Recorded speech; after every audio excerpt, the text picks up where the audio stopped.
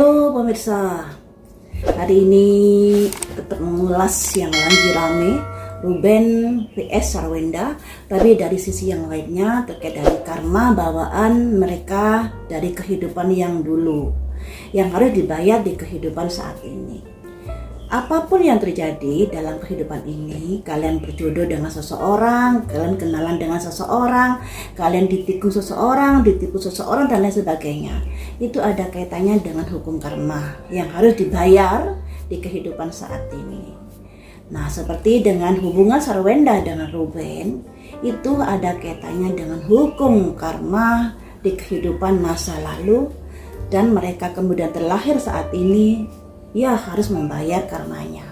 Saya percaya dengan reinkarnasi, makanya saya mengulas. Jika kalian tidak percaya, itu juga nggak apa-apa, karena ini masalah keyakinan ya kan. Cuman di sini saya ingin membeberkan apa sih ciri-cirinya dari karma yang sudah terbayar oleh mereka atau belum. Kita ulas dari Ruben dulu. Ini saya sampai membuat catatan loh ya, biar lengkapnya. Ruben ini angka lahirnya 15 Agustus 1983. Dari angka lahir ini kita bisa menghitungnya dan diketahui karmanya adalah karma terkait dari materi. Karma baik dan karma buruk terkait dari materi. Nah, karma baiknya dia diberi kemudahan dalam mencari rezeki, gampang berbisnis, gampang buka usaha dan lain sebagainya. Karma buruknya dia seringkali ditipu orang, kemudian rebutan, bangkrut, dipaksa untuk mengalah, atau sengketa terkait hak waris. Dan kalau kita lihat dari dulu-dulu ya, Ruben ini contohnya saja ya, ada perebutan merek dagang dengan gebrek Beni Sujono kala itu. Kalau saya melihat dari ceritanya, tapi tolong dikoreksi karena saya ingat enggak ya. Adiknya Ruben kerja atau bekerja sama dengan gebrek Beni Sujono. Kemudian Ruben sebagai BA-nya di situ. Setelah beberapa bulan, akhirnya mereka pecah kongsi dan mendirikan sendiri dengan nama Gebrek Bensu. Nah, kemudian dari Ruben dan timnya ini menggugat dari merek dagang Beni Sujono ini, dan mereka kalah di pengadilan karena Beni Sujono ternyata sudah mendaftarkan merek dagangnya di tahun 2017. Kalau dilihat dari sini, mestinya ya kalian tahu sendiri siapa yang salah, siapa yang benar. Ketika seseorang sudah ingin merebut hak orang lain, itu dinamakan ya kurang bagus lah ya.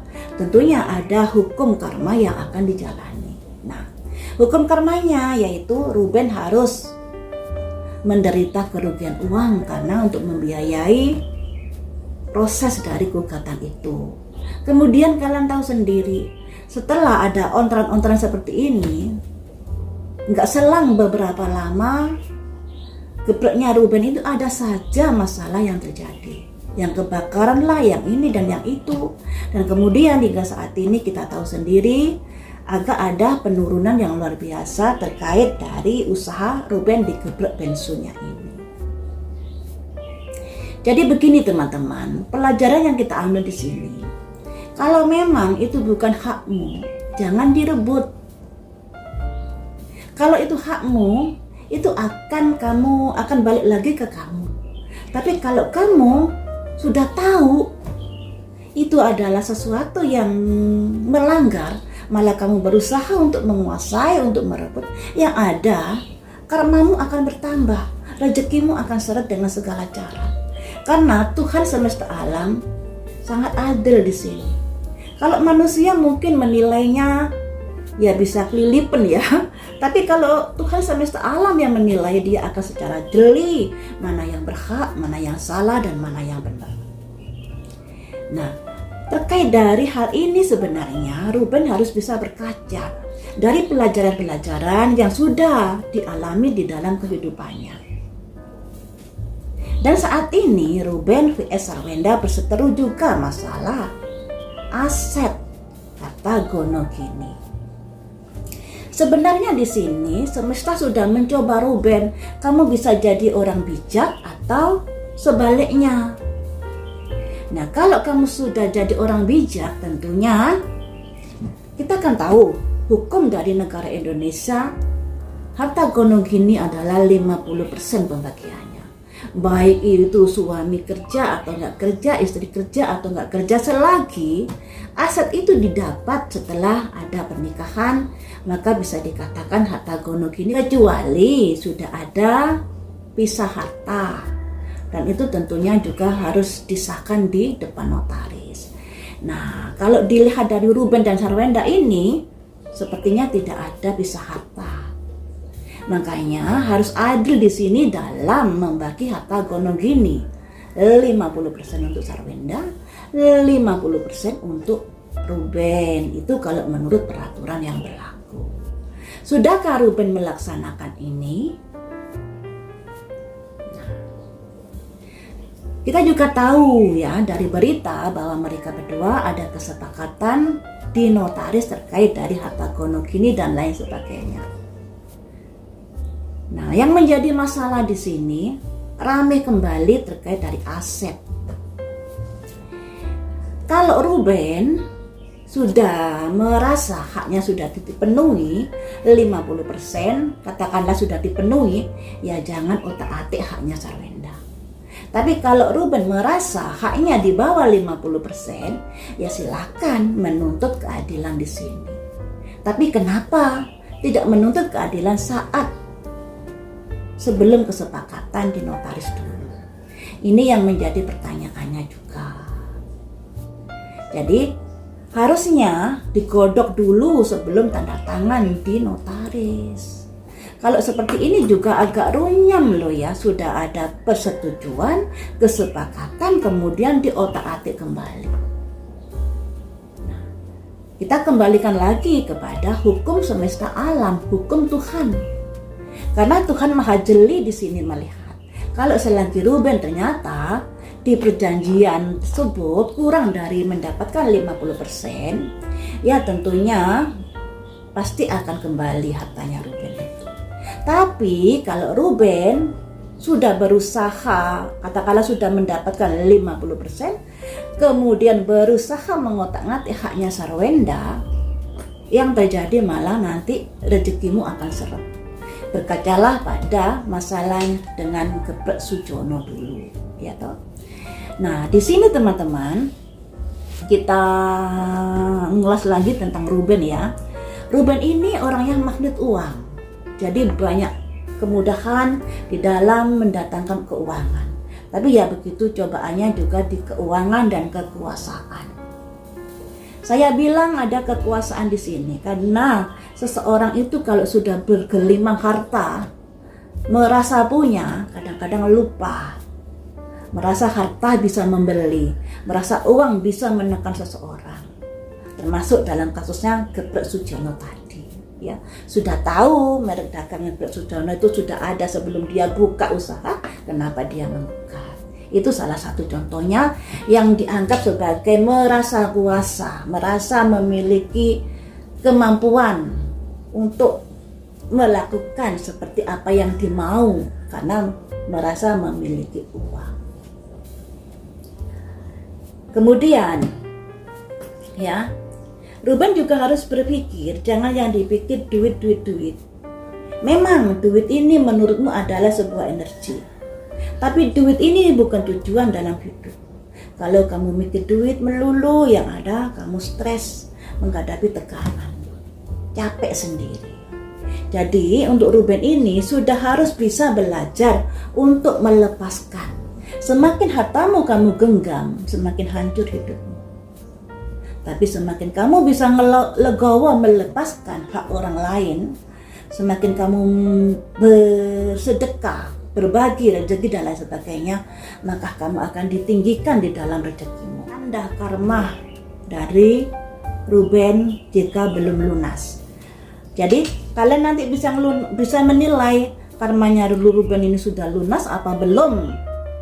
Nah ini, 1, merasa selalu dirugikan soal materi.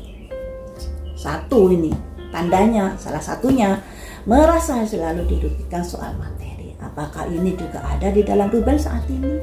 Kemudian trauma miskin, jadi pelit untuk diri sendiri. Yang nomor 3, kalau udah kaya merasa paling berhak, paling kuasa. Nomor 4, hubungan rusak karena gara-gara rebutan harta. Keempat ini adalah tanda-tanda karma yang belum lunas. Kalau Ruben ternyata keadaannya sudah kebalikan dari ini, berarti Ruben sudah berusaha melunasi karma. Kalau belum, ya ternyata belum lolos ujian. Jadi kalau masih seperti yang ada di sini, ya pertanda nanti rezekinya bisa seret.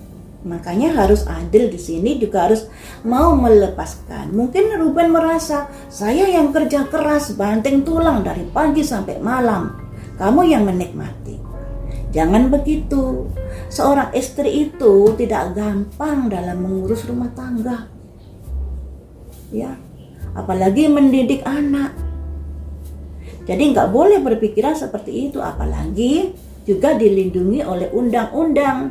Termasuk Harta Gono Gini tersebut, istri gak kerja tetap mendapatkan 50% terkait dari pembagian Harta Gono Gini.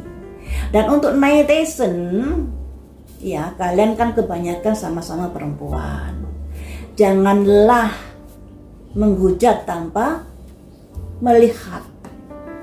Ada hukum undang-undang kok, kalau seseorang istri walaupun tidak kerja mendapatkan Harta Gono Gini 50% dari harta bersama, ya, asal harta tersebut didapat setelah masa perkawinan mereka. Nah, jadi untuk Ruben ini, kamu dipertemukan dengan Sarwenda tidak ujuk-ujuk begitu saja, tidak kebetulan begitu saja. Semuanya itu ada kaitannya dengan karma bawaan di kehidupan yang dulu. Energimu dengan energi Wenda 180% tidak cocok. Jadi energimu benar. Untuk Ruben, introspeksi diri dulu sebelum ramai terkait ungkit-ungkit hak aset dan lain sebagainya. Cobalah direnungkan ke dalam dulu. Apakah kamu sudah mendapatkan harta 50%? Kalau kamu merasa belum, ya nggak masalah, kamu mengungkit-ungkit itu hak kamu. Tapi kalau selagi kamu sudah mendapatkan hakmu 50%, ya janganlah senggol-senggol haknya Sarwenda. Itu pesan saya. Kemudian, kalau Ruben tadi kan di karma terkait dari materi. Kalau Sarwenda karmanya terkait dari ego. Sarwenda ini keras kepala, susah, kalau dinasehati susah masuknya, susah nerimanya. Jadi tandanya kalau Sarwenda ini sudah, atau gini, tanda-tanda karma terkait Sarwenda ketika belum lulus ujian. 1, kalau disalahin dikit langsung nyerang balik. 2, maunya ngatur semua, maunya menang sendiri. 3, takut kelihatan lemah atau miskin di depan orang. 4, tidak bisa kerja tim karena egonya. Nah, kalian lihat sendiri, apakah tanda karma Sarwenda belum lunas untuk saat ini, ataukah ada karma yang sebagian sudah lunas? Salah satunya adalah Sarwenda sudah bisa kerja tim. Nah, karena kerja timnya, makanya akunnya sangat luar biasa dalam mencari rezeki, banyak endorse yang masuk. Jadi teman-teman, dari karmanya Ruben dengan Sarwenda ini adalah ego vs ikhlas.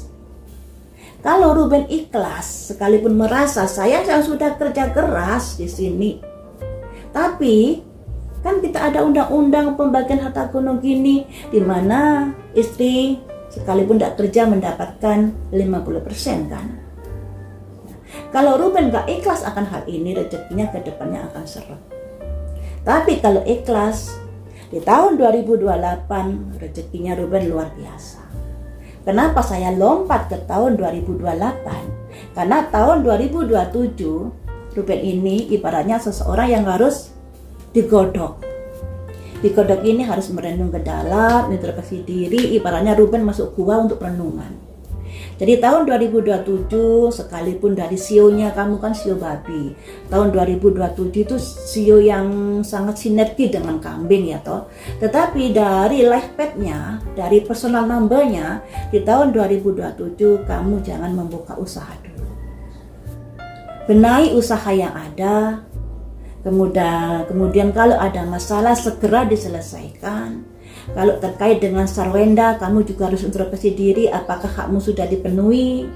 Yang 50% itu kalau masalah hak asuh anak itu masalah lain. Kamu harus berusaha gimana caranya untuk bisa mendapatkan hakmu. Katakanlah kalau sarwenda menutup akses atau mempersulit, ya kamu laporkan saja misalnya kepada hak perlindungan anak dan lain sebagainya. Itu akan lebih menyelesaikan masalah daripada curhat di media sosial. Makanya di tahun 2027 saya bilang kamu harus masuk gua, yang artinya kamu jangan berisi. Introspeksi diri tahun 2027. Introspeksi diri bahwa apa yang sudah terjadi dalam hidupmu ini tidak ada yang namanya kebetulan. Misalnya kamu kalah gugatan dengan Gebrek Sujono, itu kenapa? Ya toh, kenapa? Kamu sudah tahu itu hak milik, hak nama dari Gebrek Sujono, tapi kamu membuka. Hasilnya kamu rasakan juga. Jangan sampai kejadian seperti itu terulang kembali di dalam kehidupanmu. Kamu terjatuh, ya tentunya karena sebab akibat. Ketika kamu nggak mau terjatuh, ya yang pertama, jangan ngelebihi batas lah dalam masalah keduniawian. Yaitu setiap orang itu memiliki hak dan dilindungi oleh undang-undang. Tapi yang namanya manusia itu sekalipun dilindungi undang-undang, kadang-kadang ada kelilipan. Ya karena kita juga tahu sendirilah hukum di Indonesia seperti apa, bisa main belakang. Tapi Tuhan semesta alam selalu jeli, selalu detail. Sekecil-kecilnya bisa melihat dari perbuatan manusia. Dan untuk sarwenda juga begitu. Sebenarnya sarwenda dengan Ruben ini sama-sama pendendam orangnya. Sama-sama seperti itu teman-teman. Jadi kalau Ruben tersakiti sarwenda, awas ya kamu. Sarwenda juga begitu. Kalau dia merasa kesal dengan sarwenda, dengan Ruben, awas ya kamu. Sama-sama memiliki sifat pendendam di sini. Makanya kalau sifat pendendam ini terpelihara sampai nanti, mereka nggak akan bisa akur. Ya, kasihan anak-anaknya di sini. Kasihan Pak. Kalau tadi kan saya bahas terkait Ruben, kalau dia katakanlah tidak lulus ujian, dampaknya nanti dia ditipu orang, rezekinya seret dan lain sebagainya. Nah, kalau sarwenda, kalau dia tidak lulus ujian terkait egonya, dibuka topengnya, dibuka aibnya. Ini makanya buat Ruben dengan sarwenda, kalian dipertemukan memang untuk membayar karma yang belum terselesaikan di kehidupan yang dulu, berlanjut di kehidupan saat ini. Nah, kalau kalian saat ini berantem terus, tidak menyelesaikan, tidak membayar karma burukmu, kalian akan dipertemukan kembali di kehidupan yang akan datang, di reinkarnasi yang akan datang dengan masalah-masalah yang hampir serupa seperti ini. Maukah seperti itu? Hidup berantem terus, berlanjut terus sampai di kehidupan yang akan datang. Kalau seseorang yang bijak tidak akan mau. Kalau bisa karma dibayar di kehidupan saat ini biar lunas, sehingga di kehidupan yang akan datang tidak bertemu lagi dengan orang-orang yang tidak kita sukai. Nah, jadi untuk membayar karma ini, satu yang pertama Ruben harus belajar ikhlas. Sekalipun kamu berpikir saya yang kerja keras, kenapa kamu yang nyerok rezeki saya? Nah ini harus belajar ikhlas sesuai dengan haknya. ya. Kemudian untuk Sarwenda harus belajar lebih fleksibel lagi. Ego jangan terlalu ketinggian, nanti jadinya juga nggak bagus. Juga harus bisa belajar kerja tim, dan saat ini kita lihat juga Sarwenda sudah kerja tim ya toh. Makanya harus sedikit demi sedikit baik Ruben dengan Sarwenda membayar hutang karmanya, biar di kehidupan yang akan datang bisa lempeng kehidupannya, tidak kebentur lagi dengan jiwa dari orang-orang yang sama. Itu sih pesan saya. Nah, kita sekarang beralih ke tarot. Bisakah Ruben membayar hutang karmanya di kehidupan saat ini dengan lunas? Katakanlah sekalipun nggak lunas, dengan berusaha ya, membayar sedikit demi sedikit, yaitu dengan ikhlas tentunya. Bisakah Ruben membayar hutang karmanya di kehidupan saat ini? Saya ambil 5 kartu langsung ya. 2 tongkat. Nah, ini 2 tongkat ini hubungan Ruben dengan Sarwenda yang memang ada keterkaitan di karma di masa kehidupan yang dulu.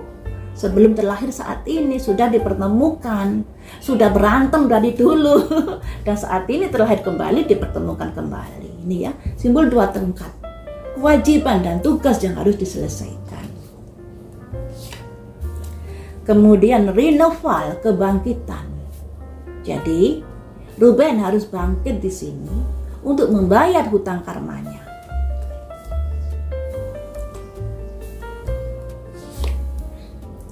Satu, semangat.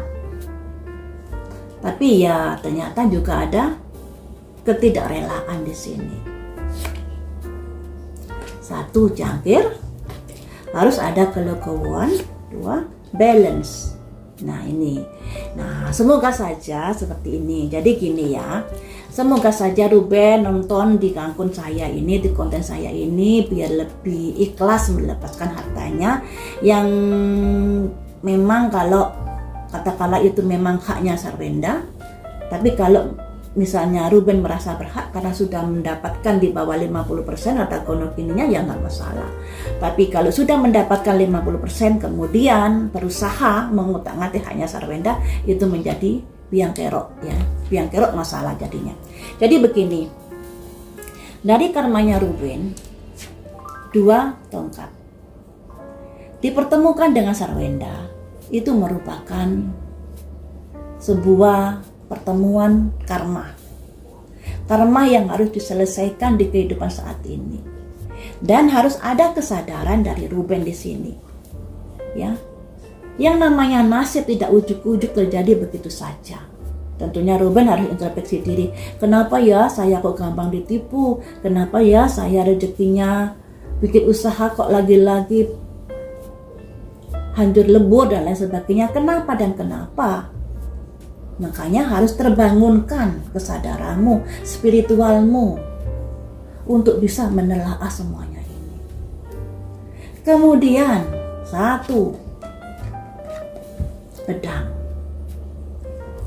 Egomu atau keinginanmu yang merasa nggak adil saya diperlakukan seperti ini, saya yang cari uang, saya yang kerja, kenapa dia yang nyerok uang saya. Pikiran-pikiran seperti itu memang wajar, tapi sadarilah, hutang karmamu itu terkait dari materi. Kalau kamu legowo pada orang yang sudah nipumu, kamu memaafkan walaupun tetap diproses ya toh, karena kurang ajar kalau sampai orang suka nipu-nipu. Nah, demikian juga soal masalahmu dengan Sarwenda, kamu juga harus ngerti. Kalau selagi Sarwenda misalnya mendapatkan haknya di atas 50%, ya kamu mungkin gak masalah. Tapi kalau sudah 50% atau di bawah 50%, jangan diungkit-ungkit lagi. Pamali itu. Sudahlah, leremkan. Belajar ikhlas, belajar melepaskan. Hartamu semakin kamu genggam di sini, tanganmu yang hancur. Rezekimu yang akan seret. Makanya dinasehati seperti itu. Udah Ruben, jangan keras kepala. Tinggikan rasa cinta kasihmu. Simbol jangkir. tinggikan rasa keikhlasanmu, legowomu. Ya, ini. Dan di sini ada simbol balance, kesetaraan, keseimbangan. Jadi semoga saja Ruben nonton di akun saya ini dan bisa legowo untuk melepaskan sekiranya dia sudah mendapatkan haknya 50%. Jangan ungkit-ungkit lagi haknya Sarwenda. Seperti itu ya. Kemudian untuk Sarwenda, apakah dia sudah berusaha melepaskan karmanya? Berusaha membayar karmanya?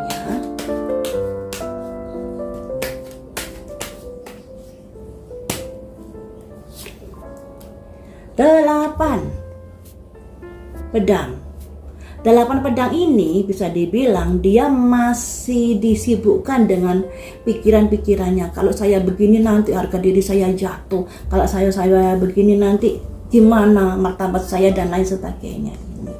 Jadi masih mulek di sini. The Chariot, tapi dia sudah berusaha untuk membayar karmanya. Ada simbol seseorang naik kuda.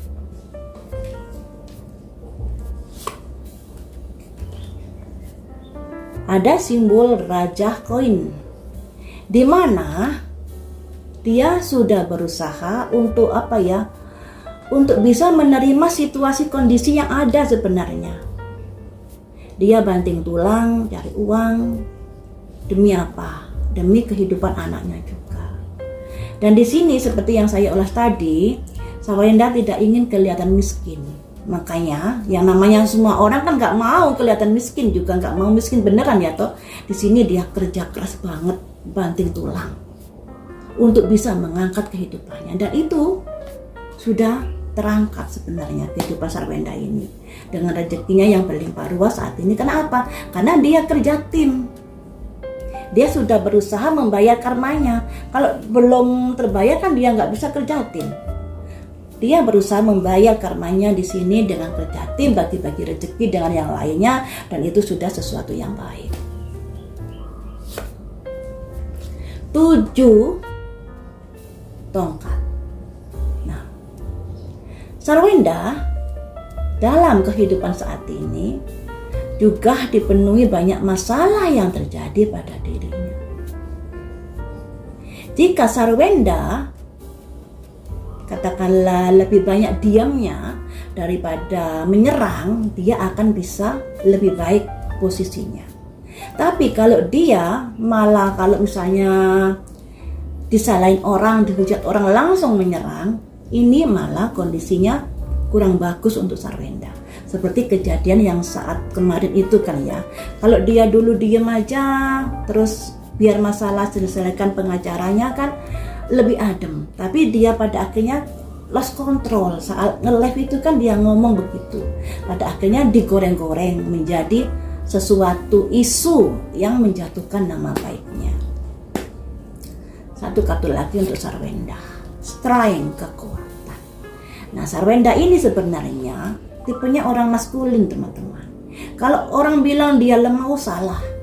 Dia kuat sekali Sarwenda ini. Juga memiliki jiwa leadernya leadernya sangat bagus. Memiliki jiwa kepemimpinan, memiliki kayak banting kalau diterpa masalah dia sangat kuat dan lain sebagainya.